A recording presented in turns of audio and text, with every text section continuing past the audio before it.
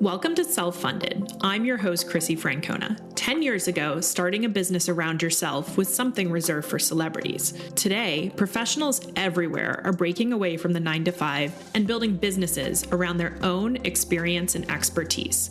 On this show, we'll explore what it really means to be self-funded, the movement of professionals carving their own path, creating cash-flowing businesses, and building lasting impact without waiting for permission. I'll share my own journey and talk with others who are rethinking what's possible when you take your career into your own hands. Let's dive in. Today on Self-Funded, I have a conversation with Peyton Vitter. Peyton is the founder and managing partner of SMG Capital, a CFO advisory firm that helps multi-unit businesses, especially restaurants and franchisees, build financial infrastructure, reporting systems, and strategic clarity to drive growth and prepare for capital events. Peyton started his career in a variety of financial roles, at a fund-to-fund in private equity and then private banking. Across these, he ended up building a network of franchisee owners. He initially went down the path of entrepreneurship through acquisition, but when the deal didn't close, he pivoted to provide a critical service to these businesses that they lacked, focusing on data and building and scaling financial capabilities. We talked today about his journey, how he got started with SMG, where the business is today, and the advice he'd have for someone who's trying to make the leap from finance into entrepreneurship. I hope you enjoyed today's conversation. Peyton Vitter, welcome to Self-Funded. Thanks, Chrissie. Thanks for having me. Yeah, I'm excited. You are my first inbound guest. I was very excited when I got your email that the word is spreading and the movement is growing. So I appreciate you reaching out. Absolutely. Happy to be here. So let's jump into it. So I want to talk about a bunch of things. Let's start with where you are now and then work our way backwards. You have kind of a traditional finance background, but are doing something much more entrepreneurial in finance now. So I want to get into that. And then just put your hat on as an advisor and think about, for self-funded businesses, how to think about finance. But we'll get into all of it. So why don't we start with, you are the founder of SMG Capital. What is SMG Capital? Yeah, SMG Capital. So we do CFO advisory work for multi-unit businesses. We concentrate on restaurants, franchises, and real estate more specifically. And as we think about kind of the services that we bring, it's really everything post books closed. So you think about like accounting, it's data in, books closed, and there's analysis and strategy, budgeting, forecasting that comes after that. And obviously, as you get more, as you grow your business, and you get from 5 to 10 to 15, even higher than that in terms of revenue, that complexity of how you think about growth increases dramatically. Mm-hmm. Mm-hmm. And so you started, your experience is cuts across a bunch of areas of finance. And so not as much as an operator, you sort of ended up in more operational finance, but tell me a little bit about where you started on your career. Yeah, sure. So I ended up starting out at a fund-to-fund structures and asset management company. We had about $1 billion of capital. We allocated to private equity. It was about 80% private equity, and the balance was hedge funds and liquid strategies. For me, that was a bit of a slower pace of finance. You're really allocating to these larger funds. You're not really getting into the details of all these businesses and how you think about the mechanics of growth and whatnot. But from that lens, it gave me the perspective on what was good from an LP level, from a fund level. But like I said, I kind of wanted something a little bit faster paced and get more into the details on how businesses actually were growing. From there, I went to a small private equity shop that focused on special situations, so turnarounds, taking companies through bankruptcy and transactions of restructuring. And that's where I really got thrown into restaurants. Of the $500 million, it was kind of a small fund that we managed. About 30% of our portfolio was within restaurants. We had about 500 restaurants under management across 6 brands, and I was an operating partner for one of the brands there. So I really got thrown into the details and the trenches in terms of how to operate, not only at like the management level, but also at, let's say, a restaurant level operations. And that kind of gave me the experience, and I would say really all the scars that that an operator gets as they just go through their experience. And from there, I went to JP Morgan and had a brief stint in the private banking, I guess you could say private wealth realm. And I would say that it was a good experience, and I really liked working for a large institution and getting like the network, especially here in Houston, Texas. But what I found was that I was most engaged working with businesses, and although I had a passion or an interest in working on personal finance, I really kind of, I'd say by the like negative, I forget what the actual term is, but crossing off the fact that I didn't want to do personal finance, but I really wanted to work with companies' balance sheets, which led me to what SMG is right now. That's interesting. So it sounds like, were you working with companies there from the perspective of, hey, a lot of the people who own and operate those businesses have significant personal net worth, and how did you end up engaging with companies while you were on the private banking side at JP Morgan? Yeah, sure. It was mainly through the business owners themselves. A lot of the clients that I had were actually private equity and hedge fund individuals. So, so it was through kind of a series of lenses, I guess you could say, through their fund and through their portcos. Okay.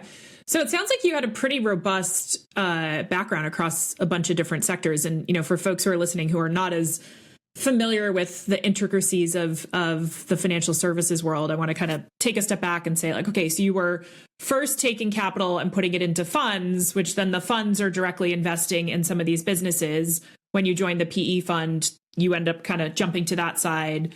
Then from the private banking side, you were working, you know, in a different way with these individual entrepreneurs or the PE leaders and so forth. So sounds like you got to see a lot of different ways capital flows through this, you know, PE landscape. Is that right? Yeah, exactly. There's so many different ways of how capital actually gets into a business.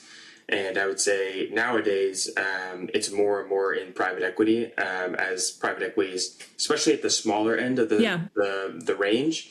If you just think about where private equity was and where they're going right now, opportunities at the larger end, we could say $1 billion plus up, are becoming fewer and far between.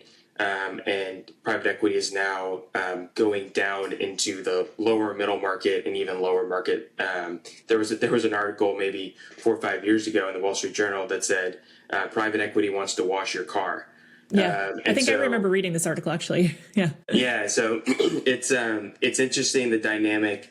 And so there's an obvious attraction in this space. There's a lot more risk, I would say, just in small business generally than say something you're buying on the S&P.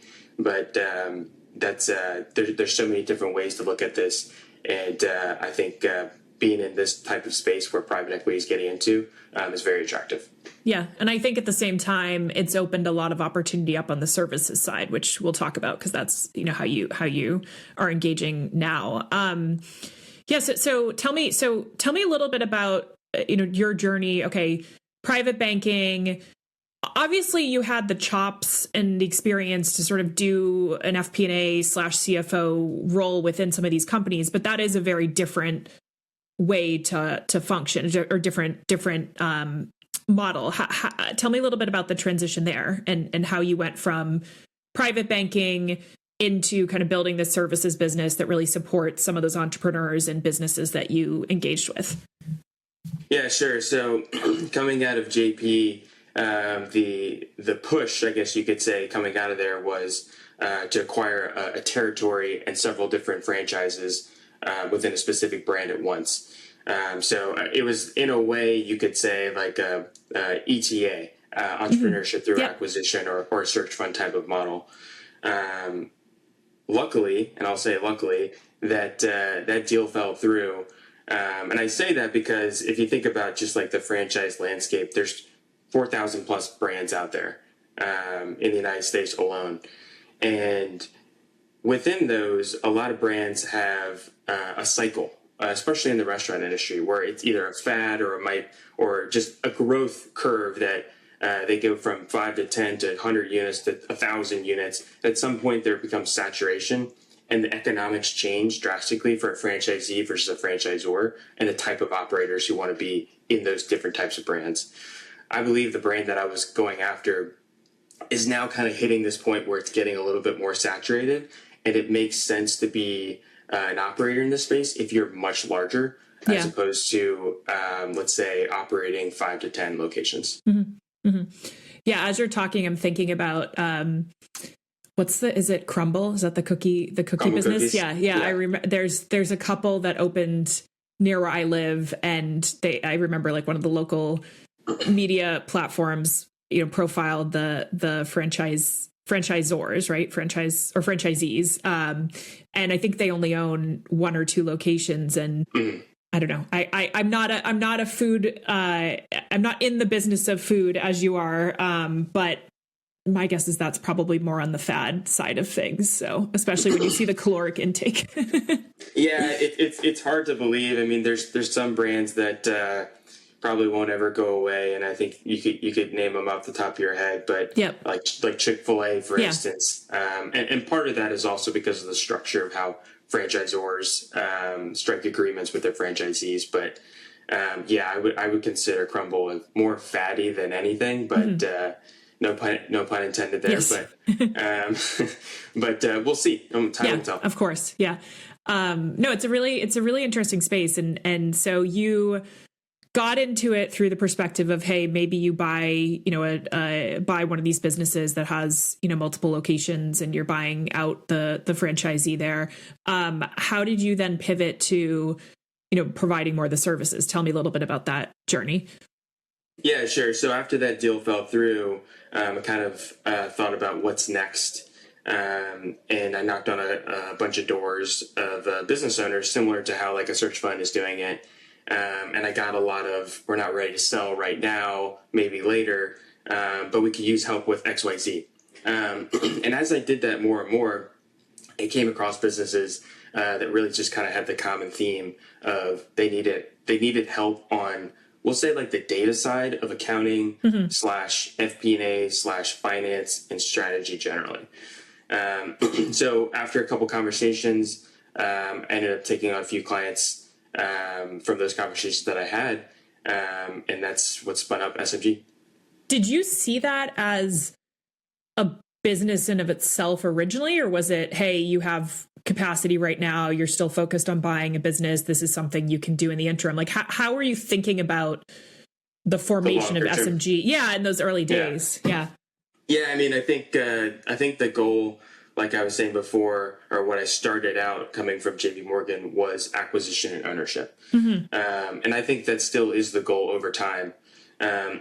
What this is giving us right now is chops, is more experience, more, I would say, notoriety within the industry to become a great operator. And then also, in a way, it provides the ability to do diligence on a lot of these companies and kind of learn how operations and what to do, what not to do. It's just kind of honing in that. So I saw it as a lens to, or a path to increase our operational experience and our ability to then also get into some of these businesses who maybe in 5 years wants to sell, and we're a prime candidate because we understand the business, soup to nuts.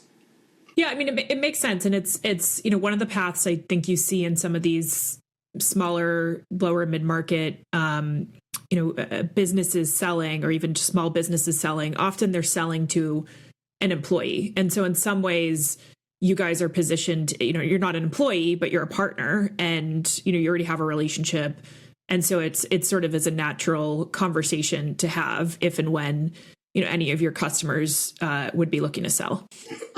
Yeah, exactly. And I think if you think about the private equity landscape, and as I was talking about before, them private equity coming down into a lower, smaller companies, you really need to differentiate yourself. And the way to do that is by building a relationship, trust as well. And if a business owner is trusting you with their books, trusting you with their strategy and their financial growth plan, then they're more likely going to sell to you. Absolutely. No, that makes sense a lot. As you think about SMG, so you have, you're having these conversations, you're kind of putting in the you're knocking on doors, you're kind of hearing this over and over of like, hey, not ready to sell, but we could use help with sort of FP&A / CFO, the sort of post accounting, post book close work. How did you think about building the sort of delivery model, team, et cetera, of SMG? What did that sort of initially look like? And then I'd love to hear more about what it looks like today. Initially, it was me, myself, and I. Yeah, I was going to say, were you the person doing all the work to start? Yeah, I was the CEO and the janitor at the same time. Yeah. But so it started as me, and as I got to more and more clients, I just saw that this needs to become not the Peyton show, but the SMG show. Mm-hmm. And building a brand, I think, is one of the hardest things to do, especially starting from just you. I reached out to a lot of people that I know just across my network and said, this is what I'm trying to build. Do you know anybody who's interested in that? And slowly did some interviews over time. And I had a couple individuals who would work with me on a contract basis. So in a way, I got to interview them over a longer period of time. And they've since come on to the team, and now we're a team of 5. Nice. So where you are today, are you still working sort of in the business doing any of that delivery, or is that mostly your team and you're kind of more the relationship manager, BD, and probably still the janitor as it's still a small team? What does your role look like?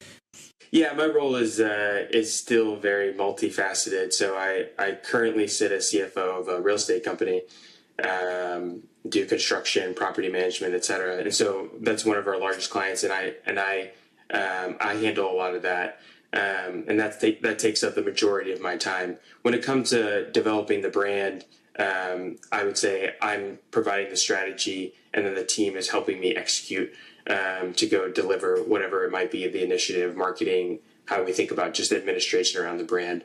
Other clients, how we think about that. The other parts of the team are delivering on that, and then reporting back, and then we're creating this comprehensive type of strategy for client delivery. One thing you mentioned a couple minutes ago was this notion of building a brand. And, there's certainly, you're seeing your clients and the franchises they represent, like there's a brand there, and there's a lot of dollars put behind a brand and so forth. But this is a very different notion of building a brand. And so how did you think about going from, and I think one of the places, what I call like self-funded entrepreneurs or these sort of experienced entrepreneurs get stuck, is clients coming to you and saying, no, we want Peyton, versus clients coming to you and saying, we want SMG. How did you navigate that? Yeah, sure. I think there's a point where you either have to introduce somebody else into an existing relationship to then get them comfortable, and over time insert them into the relationship so that there's this natural stepping point where somebody can take over. And then on the flip side of it, it's just start them out from the get-go on a new client, and then it's somebody else who's managing the relationship, and then you can have additional capacity and grow. So it's not, I would say this has definitely been something that is challenging, and I think everybody who goes through, let's say, a service-based business, this is probably one of the hardest things to get away from just you and actually create a brand that can be scalable. It's definitely a challenge to navigate that. And it sounds like you've been able to, and I love the concept of, you're sort of kicking off the engagement, but you're bringing someone in from the earliest stage, or you're working on the largest, one of your largest clients, but some of the smaller clients, maybe even just from a cost efficiency perspective for them, it makes sense to work with some of your team members. So sounds like you've navigated that pretty well. Yeah, I think it's always a work in progress. I would say it's not something that really ever goes away. You have to think about that on a day-to-day basis. But we're happy with it right now. And as we take on more and more clients, it'll just become another thing that we're going to have to face every single week. For sure. So I want to ask you to sort of switch gears a bit and put your hat on as more of an advisor and thinking about, and we talked a little bit about this before, but you have this notion of building institutional grade finance within some of these companies. But, without sort of necessarily relying on a PE fund's operating team or building this sort of bloated corporate team. This just isn't right sized to some of your clients. What does institutional grade finance mean to you in sort of a practical operator friendly way? Yeah, sure. It's really about clarity. Having the data in order to make decisions, and also having the data in a timely basis to make decisions, is what institutional finance means to me. And I think it also means a lot different of things when it comes to the level or the size of the business. So if you think about just like how data flows through a company, at least financial data, accounting data needs to be structured appropriately. And if it's not accurate, then your P&L, your financials, it's very difficult to understand what's actually going on in the business. And then if your P&L is not structured appropriately, then it's really hard to understand what's actually going on in your business, even if the data is accurate. And then so that's like a core premise and milestone for a lot of business owners who say we need a CFO or we need to hire XYZ, and really what they need is a bookkeeper, and then they need a controller to actually put their financials together and understand the P&L and the structure. And then after that, it's everything that we touch, which is the analysis around why, what happened with the numbers, what's driving this margin, what's driving this action, why is my business functioning in such a way? And then how you do that analysis and the amount of analysis that you need to think about and perform grows exponentially as you go from, let's say, 3 to 5 million to 10 million to 50 million. And then as we think about anything beyond that, it's the strategy. How do we think about not answering the why, but then how do we think about pushing this or willing this into reality by creating a plan, a forecast, a strategy, talking with banks, talking with investors. So it's really kind of multifaceted depending on the size of the business and the complexity. And that's where we like to play in the multi-unit space of, I would say, 5 to 10 units at the minimum, because that's where we see complexity really ramping up. It gets out of the business owner's head and it gets onto it gets into the data, which is really what's important. And so we drive that conversation. That's great. And as you think about, we didn't get into it before, so I want to touch on it here. So 5 to 10 locations, sort of the scale. Just to walk me through a little bit of the scale of the companies that you're working on, and then would love to sort of pull it back to, hey, people listening to this podcast are probably on their own entrepreneurial journey and how you think about sort of finance across even an earlier stage. But just for context, just give a little bit of the scale of your clients right now.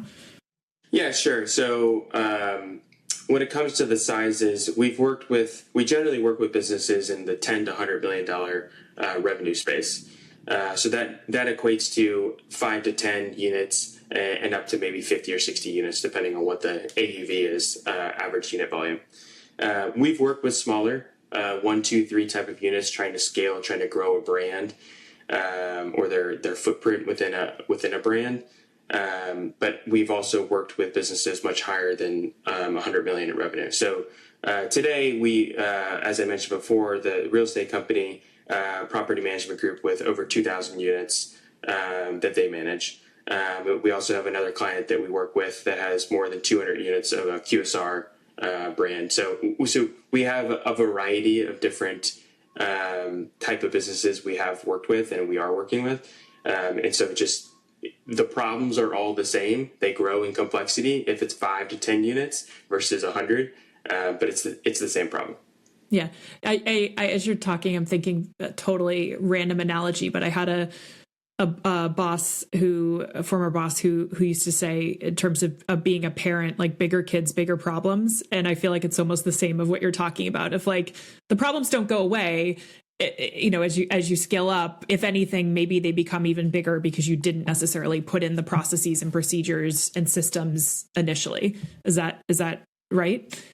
That's 100% accurate. Yeah. If you, and it also gets the same type of analogy could be put in place or related to the data as well. So the process, the data, if it's not clear, if we don't understand it, if we don't structure it from the foundation up, it's not going to change if you go from 1 unit to 10 to 100.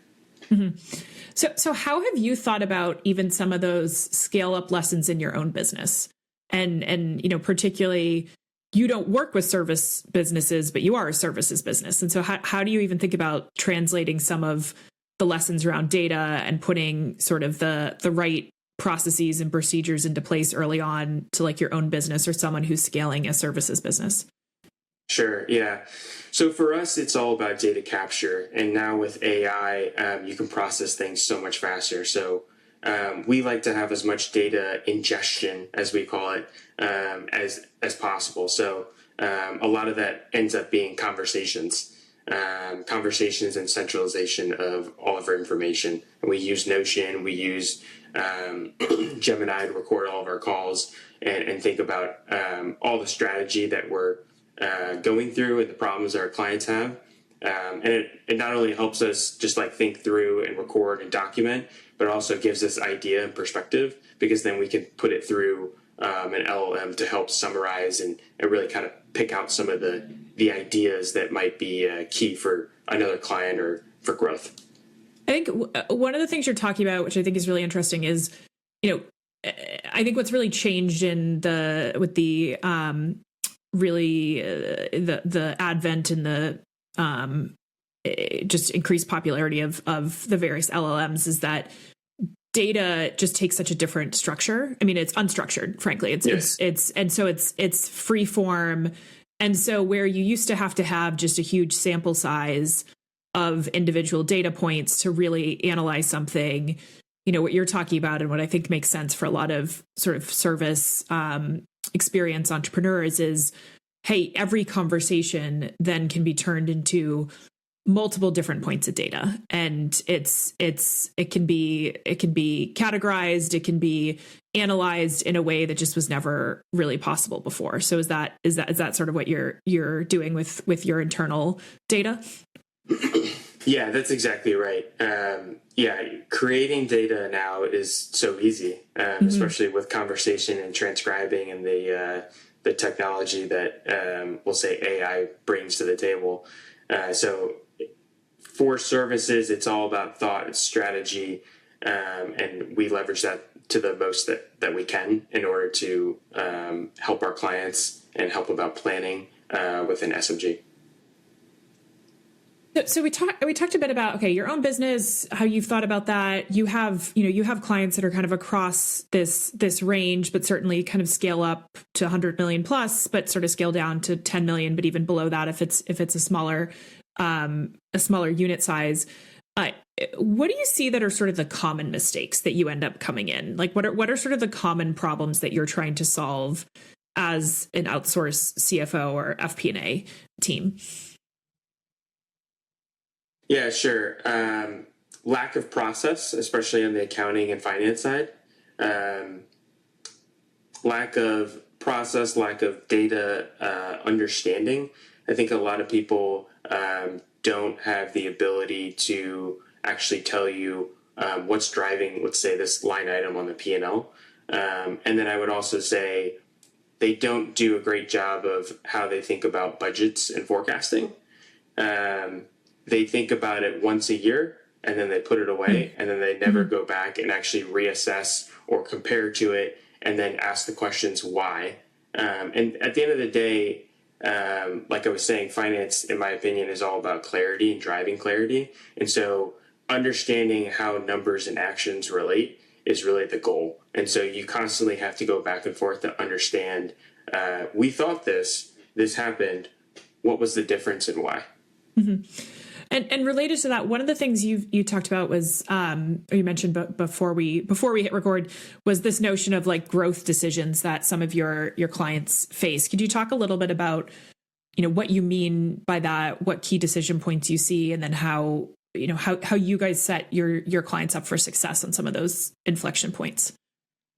Yeah, sure. So growth decisions could be a lot of different things, I suppose, but when it comes to an acquisition, some of the things that we can help out with are the actual acquisition modeling.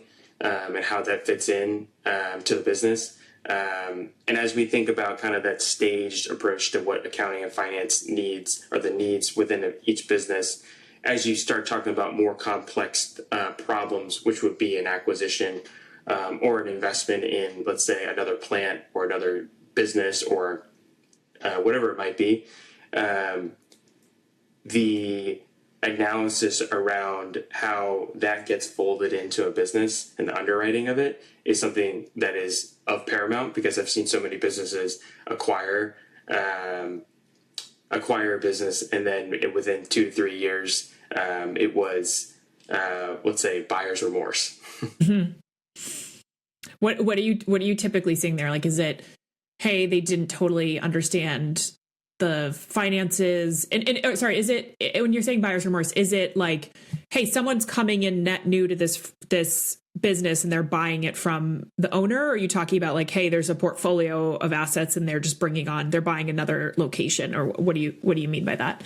Yeah, I would say it's the latter. So it's buying a portfolio of locations, and so there it's it depends obviously on what they're trying to get into. But let's just, if I give you an example of if you were a franchisee of Chick-fil-A, and it doesn't really apply to Chick-fil-A, but if you're going to buy another 5 Chick-fil-A's, you understand what the mechanics are and the operations, and so that's a pretty easy tuck-in. But let's say we went from Chick-fil-A and we wanted to get into another brand, say Taco Bell. Understanding that business down to the actual nuance of why this is driving margin. How do you think about waste? How do you think about throughput on your drive-through? Sometimes that is, I would say, misled, and they don't understand the full details around it. Mm-hmm. And so getting into another brand like that, I think a lot of people think, I've done it with this brand, I can do it with another. It's not always the case. Yeah. What I think you're getting at is interesting, is like sort of thinking about, as you're scaling, like the value of the portfolio, what insights you can take from the existing portfolio and bring into a new venture. And so my mind just goes to like even how you kind of teed up your own journey and looking at maybe SMG sort of emerged very naturally to solve a problem or fit a need that you were seeing. How have you thought about kind of longer term this potential portfolio career or portfolio of assets for yourself? Where's so you started sort of potential entrepreneurship through acquisition, initial opportunity fell apart, SMG kind of emerged. Where's your head at now in terms of looking at your own? Yeah. And the growth of SMG and like you overall. Yeah, I think as I was talking about data, and I think that's kind of the core importance and function as we think about finance. And it's interesting enough, I think finance is naturally becoming the data owners of all types of data, not just finance, but operational, sales data, et cetera. As we think about that, we are very much getting into the data realm, and that's partnering with other companies on, we'll say, the IT side. And also looking at acquisitions within the accounting space that focuses on our niche of restaurants, franchises, and real estate, because we want to own the process from data entry to then the strategy all the way at the other end. Mm-hmm. Yeah, and imagine even some of the client development conversations you have. I feel like sometimes people probably come to you, and you tell me if I'm wrong, is, hey, we need help with finance. It's like, okay, well, what do you need? Like, what specifically? And and I think you said it earlier, like they think they need a CFO, but they need a bookkeeper. Is that sort of the opportunity that you're trying to capture there of sort of owning the relationship end to end? Yeah, exactly. And I think a lot of people don't even know the difference between accounting and finance. Mm-hmm. And I think there's definitely an opportunity to provide some education. And I think the way that you do the accounting side also drives how well and how easy your FP&A can be. So if you do it very well, the FP&A becomes very easy. The fact is that the FP&A and strategy and finance is really where you drive value, but it is nothing if accounting and data is incorrect and structured improperly. What I love about what you've created is you started, you didn't necessarily set out to build the services business, but you saw that, you had sort of these repeated conversations. You saw the need. I think, as you just said, like, you're very clear on your niche. You're not trying to be everything to everyone. You started kind of post close of books, but also now looking at opportunistically, can you go kind of own that whole relationship? As you think about, like, if you were starting SMG today, it sounds like in many ways it's sort of been this natural progression, and you've listened to, you've used this data, as you've said, like you've inferred from conversations, you've adapted and so forth. But if you were starting today, what would you do differently? Yeah, I think I would say we did not have the initial niche. I've had the background. I have other members on the team who have that background within restaurants, within franchises, within real estate. But it wasn't until recently that we actually decided to really hone in on that. And I think there's a couple different reasons, but one is differentiation. I think you really need to, in a services-based business, especially what we do, there's so many people out there doing the exact same thing, but that pie is drastically reduced if you focus on a specific niche. So I would say figure out what you really want to focus on, carve out that niche and start there. And then aside from that, get out there and talk to people, pick up the phone, network as much as you can. I think I had this kind of thesis back when I was at a private equity firm, probably in 2019, just before COVID. I had the very well-intentioned on building a network and just calling people just to have conversations, whether it went anywhere or not. It was just having conversations to build a network. Absolutely. And so I want to dig into that a little bit before we wrap up, because I think that the niche point is really important. And you said, I'm actually surprised to hear you say you didn't necessarily have that niche at first. How did that sort of emerge? And at what point were you just crystal clear on, like, this is who we serve and who we don't serve? Yeah, I think initially it was, we served several different industrial type of businesses when we first started.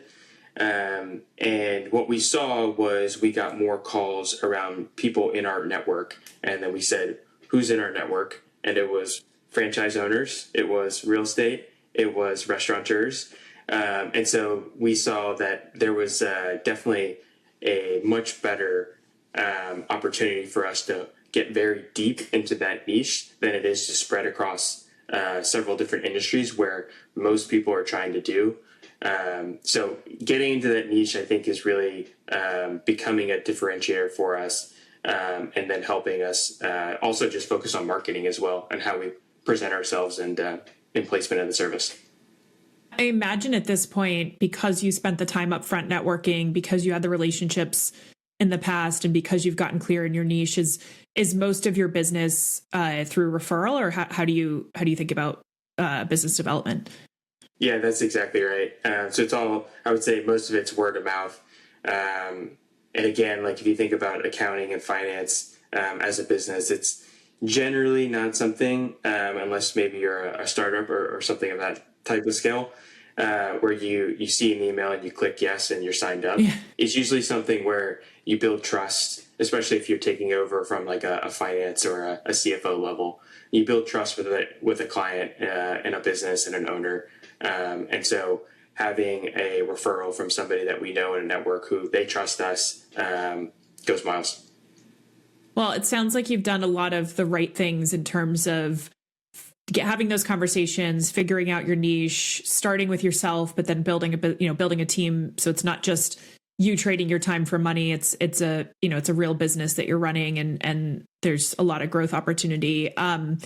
If you were talking to someone who's maybe still in that PE role or in private banking or another area of finance and is thinking about doing something entrepreneurial, what advice would you give them? Give me a call. I'm more than happy to talk with them.